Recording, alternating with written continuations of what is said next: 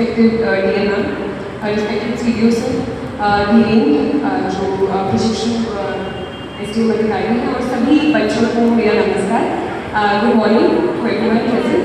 आज का जो कार्यक्रम आयोजित किया है आप सभी लोगों के लिए किया है कि जितने भी आप लोग अलग अलग प्रतियोगिताओं में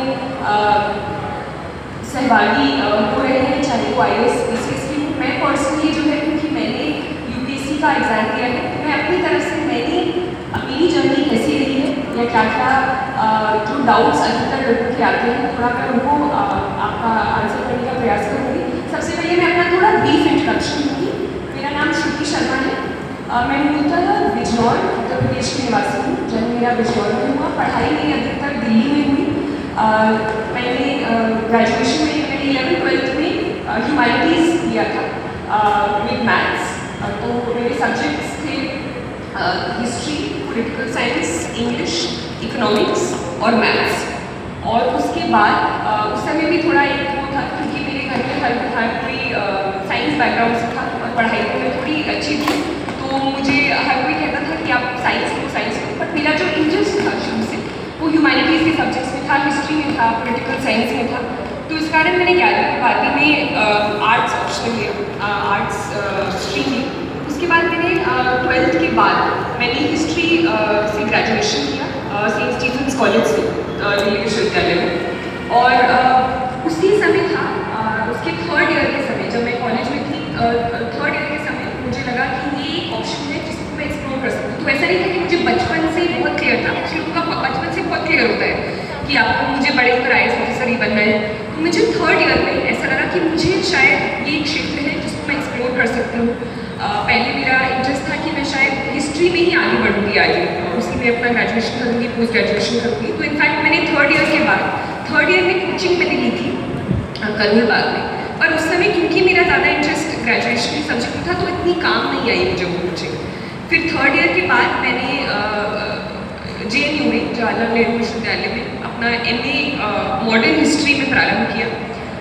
मेरे पोस्ट ग्रेजुएशन के समय मुझे पूरी क्लैरिटी हुई कि नहीं, मुझे प्योर एकेडमिक्स में नहीं जाना है, मुझे इससे ज़्यादा इंटरेस्ट और इससे ज़्यादा दिलचस्पी किसी ऐसे काम में होगी जिसमें मैं ग्राउंड पर काम कर रही हूँ, जिसमें लोगों से लगातार इंटरेक्ट कर रही हूँ, जिसमें मैं जो कुछ कह रही हूँ उसका कुछ इम्पैक्ट जो है मुझे अपने आसपास दिख रहा है, मैं किसी के जीवन में कुछ बदलाव ला पा रही हूँ। तो पोस्ट ग्रेजुएशन के समय मैंने अपना बीच में 1st ईयर के बाद मैंने अपना पोस्ट ग्रेजुएशन ड्रॉप करके मैंने पूर्ण तरह से जो है अपनी UPSC की जर्नी की शुरुआत की। ये दिल्ली में एक जामिया मिलिया इस्लामिया की यूनिवर्सिटी है, वहाँ पर उस समय एक रेजिडेंशियल कोचिंग अकेडमी की जानकारी हुई, मेरे पापा ने मुझे दी। तो उसका एक एंट्रेंस एग्ज़ाम होता है जिसमें आपको एक प्रीलिम से एक पेपर होता है, एक essay का पेपर होता है, और उन दोनों में जब आप सेलेक्ट होते हैं तो एक इंटरव्यू का पेपर होता है। तो इन चीज़ों में एक कुछ माइनॉरिटी स्टूडेंट्स और विमेन स्टूडेंट्स के लिए है, लड़कियों के लिए है। तो वहाँ पर एक UGC फंडेड एक प्रोग्राम था जिसमें मैंने बाई चांस एग्ज़ाम दिया और उसमें मैं क्लियर हो गई। तो वहाँ पर फ्री कोचिंग मुझे मिली। फ्री कोचिंग क्या, मतलब एक तरह से एक लाइब्रेरी फैसिलिटी मिली, कोचिंग से ज़्यादा वो एक माहौल मिला। तो एक चीज़ में मुझे जो पर्सनली लगता है कि किसी भी प्रिपरेशन की तैयारी के लिए एक आसपास एक पॉजिटिव माहौल का होना आपकी तैयारी को एक और अच्छा बना देता है। तो वहाँ पर मुझे आसपास ऐसे लोग मिले कि हम 3-4 लोग साथ में बैठकर पढ़ते थे, साथ में बैठकर आंसर राइटिंग करते थे। तो कोचिंग से ज़्यादा आपको एक स्ट्रैटेजी मिले और आपको एक तरह के लोग मिले, वो कई बार बहुत आपको हेल्प करता है। तो मुझे जो पर्सनली हेल्प किया। दूसरी चीज़ मैं ये बोलना चाहूँगी मैं कि कुछ भी बोलूँगी आज, और हम हर किसी की एक अलग जर्नी रही है, तो मैं जो कुछ भी बोलूँगी मेरे एक्सपीरियंसेस से है, मेरे अनुभवों से है। आप सबके अनुभव अलग हो सकते हैं, आप लोगों का बैकग्राउंड अलग हो सकता है। तो जो भी मैं बोलूँ उसको मतलब आपको जो अच्छा लगे उसमें से वो ग्रहण करें और जो नहीं लगे उसको छोड़ दें। तो जैसे मैंने भी, जो मेरे से पहले लोगों ने एग्ज़ाम क्लियर किया था, उनमें से हर किसी में से अगर मुझे कुछ अच्छा लगा वो वाली चीज़ मैंने ले ली, पर उसको अपना बनाने का प्रयास किया। आप लोग भी, हर कोई जो इस हॉल में उपस्थित है, हर कोई एक अलग व्यक्तित्व है, एक अलग यूनिकनेस है आप सभी के अंदर। तो पूर्ण तरह से किसी दूसरे को कॉपी करने से कभी भी आप वो नहीं सक्सेसफुल नहीं रहते, बट कुछ ना कुछ जो उनमें से अच्छी चीज़ें हैं उनको आपको लेने का प्रयास करना चाहिए। तो मेरी भी जो जर्नी रही है, मेरे जो सजेशंस रहेंगे या मेरी जो स्ट्रैटेजी रहेगी, हो सकता है मेरे से पहले वाले टॉपर्स या मेरे से अन्य जो लोग जिन्होंने एग्जाम किया उनका बिल्कुल अलग स्ट्रैटेजी होगी। कुछ लोग जैसे पूछते हैं कि हम न्यूज़पेपर को किस तरह से पढ़ें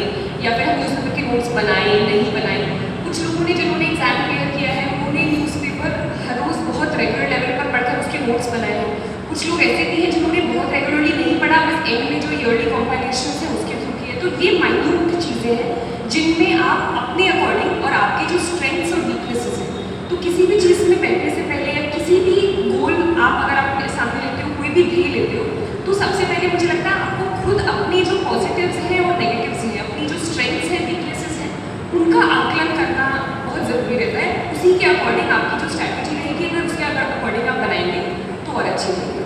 तो मैं आपको बताती हूँ कि जैसे मेरा पर्सनली क्या स्ट्रैटेजी रही इस एग्ज़ाम के प्रति। सबसे पहले जो एक कांस्टेंट चीज़ रहती है कि आप इस एग्ज़ाम को क्यों दे रहे हैं, वो अगर आपके दिमाग में क्लियर हो, क्योंकि जैसे मोटिवेशन भी है, हम लोग भी आज आपको उपस्थित हुए हैं, मोटिवेशन जो है हमेशा एक थोड़े लिमिटेड समय के लिए कई बार काम आता है। इंटरनल मोटिवेशन और कांस्टेंट मोटिवेशन वो आपके अंदर से ही आता है। तो आपको एक क्लियर होना चाहिए कि मैं एग्ज़ाम क्यों दे रहा हूँ, ये मैं परीक्षा के लिए क्यों बैठे। और वो जैसे जब आपका वो नीचे वाला पॉइंट आता है, तो आपको खुद को जब आप याद दिलाओगे तभी उसके अंदर आगे बढ़ पाओगे। उसके अंदर एक बेहतर रहता है कि एक आप शेड्यूल बनाए। तो मोटिवेशन से ज़्यादा एक तरह से कंसिस्टेंसी और हैबिट और डिसिप्लिन, वो डिसिप्लिन कम ज़्यादा हो सकता है। जैसे मैं पर्सनली जो थी, मेरा बहुत, मैं उस तरह से नहीं थी कि मैं बहुत डिसिप्लिन अपना वो बनाती थी, टाइम टेबल बनाती थी। एक ब्रॉड मुझे पता होता था कि मुझे इस महीने में ये कंप्लीट करना है, ये मेरे टारगेट्स हैं। मेरा पर्सनल डेली लेवल पर वो टाइम टेबल नहीं होता। तो ये लोग पूछते हैं हम कितने घंटे पढ़ेंगे, हमें कितने साल लगेंगे, हम किस तरह से कौन सा सब्जेक्ट पहले पढ़ेंगे, कौन सा सब्जेक्ट बाद में पढ़ेंगे, ये वाली चीज़ें आपको खुद डिसाइड करनी है। पर मेन चीज़ ये है कि कुछ ना कुछ आपको टाइम टेबल या कुछ ना कुछ स्ट्रैटेजी आपको बनानी पड़ेगी। तो अगर आप ये सोचें कि बिना स्ट्रैटेजी के कोई भी एग्जाम आपका क्लियर हो पाएगा, तो वो संभव नहीं है। पर आप अगर ये एक्सपेक्ट करें कि मुझे 16 घंटे हर रोज़ पढ़ना है, ये मतलब एक कॉमन मिथ रहता है कि हमें हर रोज़ 12, मतलब हमें हर रोज़ 16 घंटा पढ़ना पड़ेगा, 15 घंटे पढ़ना पड़ेगा, उससे फ़ायदा नहीं होगा। पर आप जितने घंटे पढ़ रहे हैं, जो अपनी स्ट्रैटेजी बना रहे हैं अपने गोल्स के अकॉर्डिंग, अपनी स्ट्रेंथ्स के अकॉर्डिंग, उस पर आप मैक्सिमम जितना पॉसिबल हो, 100% नहीं तो 80% जो भी आपने स्ट्रैटेजी बनाई है उस पर आप कंसिस्टेंट रहें। तो वो मोटिवेशन से ज़्यादा कि आप तेज़ वर्ड में आपको किसी ने बोल दिया, आपने 3 दिन लगकर पढ़ाई की, उसके बाद बिल्कुल छोड़ दी, उसके बाद फिर आप ढीले पड़ गए। जैसे शुरू में किसी भी एग्जाम के शुरू में होता है कि शुरू में जब आपके रिजल्ट आते हैं यूपीएससी के, उसके तो हर जगह टीवी पर छाया हुआ होता है। उसके अगले एक महीने में मतलब हर जगह, चाहे वो राजेंद्र नगर हो जहाँ मेन अड्डे होते हैं कोचिंग के, वहाँ पर बहुत तेज़ी से तैयारियाँ शुरू होती हैं और फिर एक महीने बाद सब लोग थोड़े ढीले हो जाते हैं। तो अल्टीमेटली वो सक्सेस उन्हीं को थोड़ा मिलती है रिलेटिवली ज़्यादा, जो उस अपने टाइम टेबल पर रेगुलरली 1 महीने, 2 महीने, 6 महीने, 1 साल, 2 साल लगातार तैयारी करते हैं। एक अटैम्प्ट आपका मिस हो गया तो उसको आंकलन किया, उसके बाद फिर आगे बढ़े। तो अगर आप बिल्कुल नए सिरे से शुरुआत करना चाह रहे हैं इस एग्ज़ाम की, तो सबसे पहले आपको क्लियर होना चाहिए कि एग्ज़ाम है किस चीज़ के लिए। तो इसके लिए जो केंद्र बिंदु जो इस एग्ज़ाम के हैं, किसी भी एग्ज़ाम के लिए, मैं किसी भी एग्ज़ाम के बारे में बोल रही हूँ, आप सबसे पहले उसका सिलेबस जो उन्होंने दिया है, जैसे हमारे यहाँ जो यूपीएससी मेन इसमें कार्रवाई संस्था है, तो इन्होंने दिया है, इनका सिलेबस को बिल्कुल अक्षर आप देखें कि डिमांड क्या है इस एग्ज़ाम, है ना। मुझे पर्सनली कई ऐसे टॉपिक्स थे जिसमें आपको क्लियर सोर्सेज नहीं मिलते। जैसे सोशल इश्यूज एक टॉपिक है जिसमें बस सिलेबस ही दे रखा है, जैसे कम्युनलिज्म उसमें आपका दे रखा है, या फिर सेल्फ हेल्प ग्रुप्स, एक उसके अंदर क्लियर कट टॉपिक है। आप किताब बैठकर पढ़ लोगे सोशल इश्यूज में तो शायद नहीं मिलेगा, पर अगर आप सिलेबस के अकॉर्डिंग एक एक शब्द के अपने अलग से नोट्स बनाओगे, मुझे पर्सनली हेल्प किया कि मैं सिलेबस को देखती थी और मैंने कहा इस टॉपिक पर मेरे पास कुछ नोट्स है कि नहीं, क्योंकि क्लियरली एग्जाम सिलेबस में दे रखे हैं। तो हो सकता है इसके अंदर बहुत लाइकली चांसेस है कि इसके अंदर वो क्वेश्चन आए। तो एक तो सिलेबस और दूसरा आपका प्रीवियस ईयर क्वेश्चन पेपर, ये दो ऐसी चीज़ें हैं जिनको आपको हमेशा एग्जाम में साथ लेकर चलिए। तो मैं इनफैक्ट क्या करती थी, मैं पहले से कोई भी अगर टॉपिक मुझे पढ़ना है, जैसे पॉलिटी आपका एक सब्जेक्ट होता है, या फिर इकोनॉमिक्स एक उसका पार्ट है, या फिर डिजास्टर मैनेजमेंट एक पार्ट है, तो पहले मैं उसका सिलेबस पढ़ती थी। फिर मैं पिछले 10 साल के क्वेश्चंस जो उस टॉपिक में से आए हैं, जिससे मुझे एक आइडिया लगे कि इस प्रकार के क्वेश्चंस आ रहे हैं, और मैं अपनी जो क्योंकि मेन जो एक चैलेंज रहता है यूपीएससी के एग्जाम में और भी अन्य एग्जाम में कि वो बहुत वास्ट है। आप पढ़ते रहो, 1 साल लगा लो, 2 साल लगा लो, तब भी आपका सिलेबस एक तरह से अगर आप करो तो खत्म नहीं होगा। तो आपको अपनी स्ट्रैटेजी को टारगेटेड करना पड़ता है। तो किसी भी एक टॉपिक पर जो आपका सिलेबस में दे रखा है, या तो कोई एक सोर्स बुक या फिर अपने कोई स्पेसिफिक नोट्स, जिनको आप धीरे धीरे और संक्षिप्त और टारगेटेड करते जाओ। वो आपको करना है, अपने सोर्सेज को लिमिटेड रखना है। तो आपने सिलेबस और प्रीवियस क्वेश्चन पेपर्स के अकॉर्डिंग अपनी सोर्स या टारगेट लिस्ट या फिर बुक लिस्ट तैयार की, अपने खुद के नोट्स तैयार किए, और उसके बाद उसको फिर रेगुलरली आपको रिवाइज करना है। दूसरी चीज़ इसमें कहती है कि क्योंकि सिलेबस आपके बहुत सारे इसमें एस्पेक्ट्स होते हैं। पहला होता है कि आपका तीन पार्ट्स होते हैं इस एग्जाम की, प्रीलिम्स, मेंस और इंटरव्यू।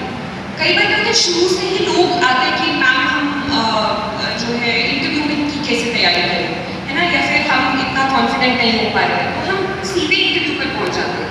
हमें प्रीलिम्स और मेंस इन दोनों की सबसे पहले, या फिर दूसरा उल्टा ये होता है कि सिर्फ प्रीलिम्स की तैयारी में लोग रेगुलरली लग जाते हैं। एक साल तक जब फर्स्ट ईयर ऑफ प्रिपरेशन होता है, सिर्फ प्रीलिम्स की तैयारी कर रहे होते हैं, है ना। तो जैसे जैसे करके उनका प्रीलिम्स तो क्लियर हो जाता है, बट मेन जो आपकी रैंक लिस्ट बनती है वो बनती है मेंस से, जो आपका रिटन या सब्जेक्टिव पार्ट होता है। तो आप प्रीलिम्स क्लियर कर लेते हैं, उसके बाद आते हैं 2 या 2.5 महीने आपके बीच में होते हैं। उसमें आपके पास इतना टाइम ही नहीं होता कि आप अपनी आंसर राइटिंग कंप्लीट कर लो। तो आप प्रीलिम्स के चक्कर में पड़ जाते हो, और एक अटेम्प्ट निकल जाता है, दूसरा अटेम्प्ट निकल जाता है, और फिर धीरे धीरे वो चीज़ें आपके हाथ से निकल जाती हैं, क्योंकि आपने क्लियर किया प्रीलिम्स, फिर 2.5 महीने में आप कर नहीं पाए, और फिर से अगले साल की प्रीलिम्स की तैयारी में आप फिर लग गए, है ना। तो इसलिए आपको एक सबसे पहले बैठकर किसी भी एग्जाम की शुरुआत होने से पहले, आप चाहे 1 हफ्ते लगाओ, 2 हफ्ते लगाओ, एक स्ट्रैटेजी बनाओ कि आपको किस तरह से इस एग्जाम को टैकल करना है। प्रीलिम्स और मेंस की तैयारी एक साथ आप कर सकते हो। एक अपनी बुक लिस्ट बनाई जाए, और वो हर जगह अवेलेबल है। मेरा पर्सनली भी टेलीग्राम पर मैंने अपनी नोट्स और अपनी स्ट्रैटेजी और बुक लिस्ट डाल रखी है, और भी आपको 100 ऐसे बुक लिस्ट मिल जाएंगे जो अलग अलग टॉपर्स ने डाली है, और वो बहुत ज़्यादा डिफरेंट नहीं होती है। और कहीं भी आपको ये नहीं लगना कि अच्छा ये वाली ये किताब पढ़ रहा है, मैं तो ये किताब पढ़ रहा हूँ, तो इसमें कुछ ऐसा होगा जो मेरे से मिस हो जाएगा। तो इससे भी ज़्यादा फर्क नहीं पड़ता है, मोर और लेस वो चीज़ें सेम होती है। वैल्यू एडिशन आप थोड़ा कर सकते हो, पर एक कोई भी आप सोर्स उसको आराम से बैठ कर देखो। जैसे पॉलिटी के लिए लक्ष्मीकांत की किताब है, तो वो अधिकतर लोग फॉलो करते हैं। ज्योग्राफी के लिए आपकी NCERTs जो होती हैं 11th 12th की, और अगर आपको नहीं अच्छे से जानकारी है तो 9th और 10th की भी आप साथ में पढ़ सकते हो। वो एक अच्छा तरीका हो सकता है, एक अच्छा सोर्स मटेरियल हो सकता है। हिस्ट्री के लिए अलग अलग किताबें हैं, पर स्पेक्ट्रम एक किताब है जो अधिकतर लोग यूज़ करते हैं, या फिर NCERT भी है जो ओल्ड NCERTs है उनको यूज़ कर सकते हैं। तो एक बुक लिस्ट आप सबसे पहले बनाइए। उसके बाद फिर जब धीरे धीरे आप एक लेवल पर आगे बढ़ेंगे, अभी जैसे बहुत सारे लोग जैसे मैम ने पूछा, तो बिल्कुल शुरुआत है तैयारी। तो सबसे पहले आप उस basic book list, prelims, previous year question papers और सिलेबस, इसी को अपना एक बेस बनाकर चले, और धीरे धीरे फिर आपका जब एक बार रिविजन हो जाएगा, उसके बाद आप और चीज़ों से, जैसे करंट अफेयर्स एक चीज़ है जो आपको साथ साथ लेकर चलनी पड़ेगी। उसके भी बहुत तरीके हैं। एक आप रेगुलरली अखबार पढ़ें, वो तो जनरली भी किसी के लिए भी एक अच्छी चीज़ है कि आप अखबार पढ़ें, आप अप टू डेट रहें क्या क्या चीज़ें हो रही हैं। उसी के अकॉर्डिंग, जैसे मेरा पर्सनली ये रहता था कि लोगों ने पूछा कि मेरे मेंस में काफ़ी अच्छे मार्क्स आए, तो मेरी स्ट्रैटेजी ये रहती थी कि मेंस में हर कोई दे रहा है, एक कॉम्पाइलेशन आते हैं towards the end of the year. उस समय विजन IAS के आते थे कि वो कलेक्शन होता था, और उसी से अधिकतर लोग तैयारी करते थे और आंसर राइटिंग करते थे। तो मुझे लगा कि जब हर कोई इससे कर रहा है तो एक रिपीटेटिवनेस आ जाती है एग्जाम में, और आखिरी में जब 2 घंटे आप किसी भी एग्जाम में दे रहे होते हो, जब मेंस के टाइम आंसर राइटिंग कर रहे होते हो, तो सिर्फ वही चीज़ आती है दिमाग में जो बिल्कुल अंदर तक आपके घुस चुकी होती है, बैठ चुकी होती है। तो आप शुरू से ही अपनी तैयारी इस तरह करो कि मुझे सिर्फ एंड में उन कॉम्पाइलेशंस पर रिलाई ना करना पड़े, मेरे अलग से एक नोट्स जो मेरे आंसर अपने आगे वाले और पीछे वाले आंसर से थोड़ा अलग या थोड़ा डिस्टिंग्विश कर पाए।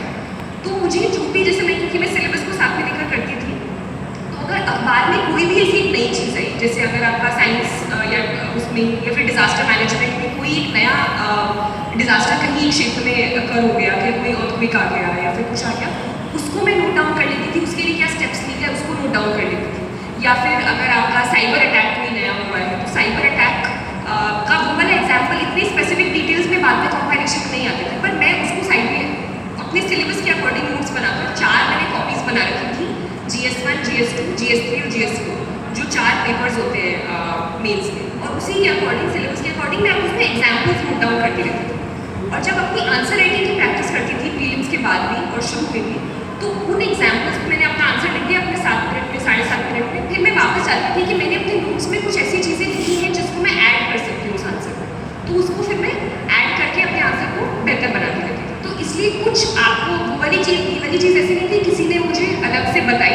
पर ये मुझे लगा कि ये मेरे आंसर को थोड़ा और बेहतर बना पाएगा।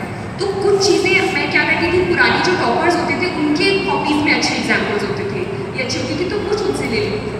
तो कुछ जो आपके पहले वाले लोगों ने किया है आप उनसे सीखो, कुछ आपको जो अलग एक ऐड उसमें कर सकते हैं आप अपनी तरफ से करो। तो इस टाइप से एक स्ट्रैटेजी बनाकर प्रीलिम्स के लिए थोड़ा अलग रहता है। प्रीलिम्स क्योंकि आजकल हर बार थोड़ा ऑब्जेक्टिव होता जा रहा है, तो उसमें आप प्रीवियस क्वेश्चन पेपर्स को ट्राई करो। अपनी जो बेस है पॉलिटी और इकोनॉमिक्स, मुझे लगता है क्योंकि बहुत सारे क्वेश्चन उसके अंदर ऐसे आते हैं कि जिनकी आप पूर्णतः तैयारी नहीं कर सकते हो, बहुत करंट अफेयर्स बेस्ड आ रहा है, हर साल थोड़ा पैटर्न भी अलग होता जा रहा है, तो उसको आप बहुत ज़्यादा प्रिडिक्ट नहीं कर सकते हो। पर एज लॉन्ग एज आप अपना पॉलिटी का पार्ट, पॉलिटी मतलब जो भी आपका लक्ष्मीकांत है पॉलिटिकल साइंस, उस पर आप स्ट्रॉन्ग बेस रखोगे और इकोनॉमिक्स का जो कंसेप्चुअल क्लैरिटी है वो आपको होनी चाहिए कि आप सिर्फ रट नहीं रहे हो इकोनॉमिक्स और पॉलिटी में, पर बहुत अच्छे से कॉन्सेप्ट्स को समझ रहे हो, तो एप्लीकेशन बेस्ड बहुत सारे क्वेश्चन आते हैं। तो अगर वो जो पॉलिटी और इकोनॉमिक्स के जो ऐसे क्वेश्चंस हैं जो हर किसी को आते हैं उनमें आप गड़बड़ी करोगे तो आपके प्रीलिम्स थोड़ा हिल सकता है। पर ये आप अपना बेस स्ट्रॉन्ग रखोगे और उसके बाद वाले क्वेश्चंस को आप इंटेलिजेंटली गेस वर्क करके भी आप थोड़ा करोगे, गेस वर्क हर तरह से नहीं, पर आप धीरे धीरे अगर प्रीवियस क्वेश्चन पेपर्स को एनालाइज करते जाओगे तो आपको थोड़ा थोड़ा समझ में आने लगेगा कि शायद इसमें मैं 4 ऑप्शन से 2 ऑप्शंस में आ सकता हूँ या 3 ऑप्शंस में आ सकता हूँ। तो एलिमिनेशन के थ्रू भी आप धीरे धीरे कर सकते हो। पर कंटेंट के ऊपर कमांड के लिए जैसे सबसे पहले लोग आकर पूछते हैं कि आप ट्रिक्स बताइए मैम, तो ट्रिक से ही एग्जाम क्लियर नहीं हो पाता है। सबसे पहले आपको जो नॉलेज या फिर कॉन्सेप्ट्स या फिर जो प्योर जो कोर है एग्जाम का या जो प्योर मैटर है उस पर कमांड डालनी पड़ेगी। ट्रिक्स उसके बाद आपको हेल्प कर सकती है थोड़ा बहुत, ठीक है। तो ये मैं आपको थोड़ा ब्रॉडली बता रही थी कि प्रीलिम्स के बारे में, मेंस के बारे में, और इंटरव्यू जो है, इंटरव्यू में अभी किसी को यहाँ पर है जिसने मेंस क्लियर कर लिया है या फिर इंटरव्यू की तैयारी में है, तो इंटरव्यू का बाद में क्वेश्चन वाइज अगर कुछ हो तो उसको आंसर कर सकते हैं। एक ब्रॉड और बाकी जो भी क्वेश्चन होंगे आप बाद में